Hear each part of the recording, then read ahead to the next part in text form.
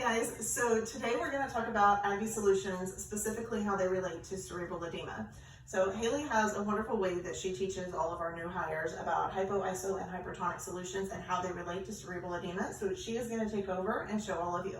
All right, awesome. So hypo, iso, and hypertonic solutions is just the amount of solutes that there are in relation to what's in the vessel. So hypotonic solutions are going to have less solutes. So one of the things that we usually avoid with any patient that has cerebral edema or at risk for cerebral edema is D5W. Here's why. So you have your blood vessel and your IV solution going in. The solution that's going in is D5W. All right, so Ricky, what is D5? It's dextrose. And what does your body do with dextrose? It eats the dextrose. It eats the dextrose. It eats the sugars. It's the sugars. Yes, the diabetes. All right, so what are we left with? Water. Okay, so now you have only water that's flowing through your vessel right now. There's no other solutes that we're giving you.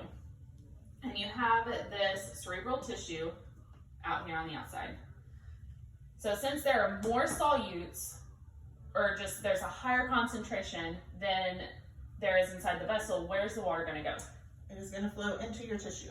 Go into the tissue and cause edema. So that's one way that D5W can cause edema. The second way is, so you have your red blood cells, right? Inside the cells have a higher concentration of solutes than what's inside the vessels. So also, where can this water go?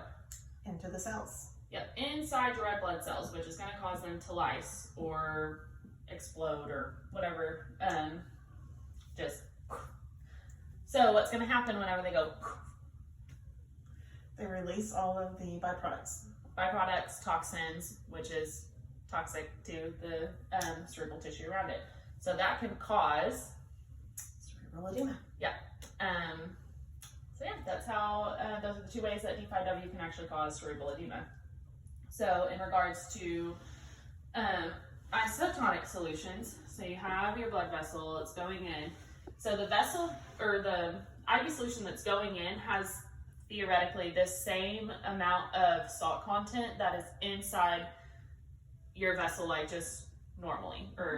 And so like there's not going to be a fluid shift, or there's not supposed to be at least. And this is saying that under normal circumstances, there's other circumstances where this isn't appropriate, but we're gonna just exclude all of that. So you have just normal saline running through, the amount of salt content that's out here and the amount of salt content that's in your red blood cells are the same. So everything just stays the same. Everything stays where it's supposed to stay and there's no issues.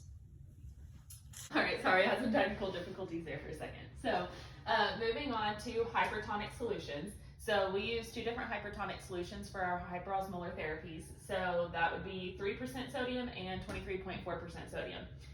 So now think about it. A regular isotonic solution has only 0.9% sodium in it. Now we're up to 3% and 23.4%. So we are very, very, very salty. And all right, so you have your blood vessel, your IV solution going in. Okay, I'm going to use this blue color for the salt. So you have all of this salt inside the vessel.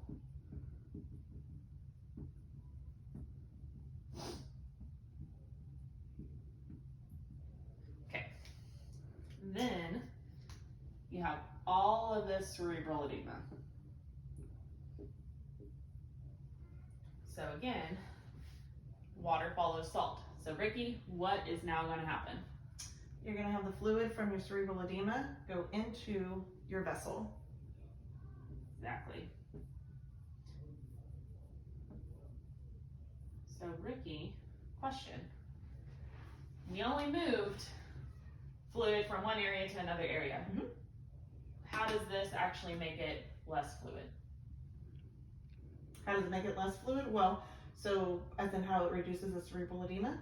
Yeah, where's the fluid go? We only moved it from one side to another. One space to another. So really, you're still occupying the same amount of space in the brain, right? So your ICPs will still be elevated. However, though with this, because you put it into the vessel, now your heart pumps all your blood for your body, right? So what's it going to do? It's just going to transport that out. So your vessel will swell. You will get hypertensive because you have more fluid in your vessels, but it will pump it out and then you'll diurese it. Yes, and so that can also cause, like with these like big fluid shifts that is happening, especially 3%, not really as much, but 23.4%. It is practiced that in our facility, so our MDs have to be the one that push 23.4%, but we also always have a neo stick with us, and a neo stick is just a neosynephrine, which is a potent vasopressor, and we just have it in like a little 10 ml syringe, so we can just push like a ml at a time just to get them over that hump of that hypotensive episode, because all this fluid shift and then them diuresing it out can cause hypovolemia, and then that's what causes the low blood pressure. So those are all your solutions and why we use them or not use them.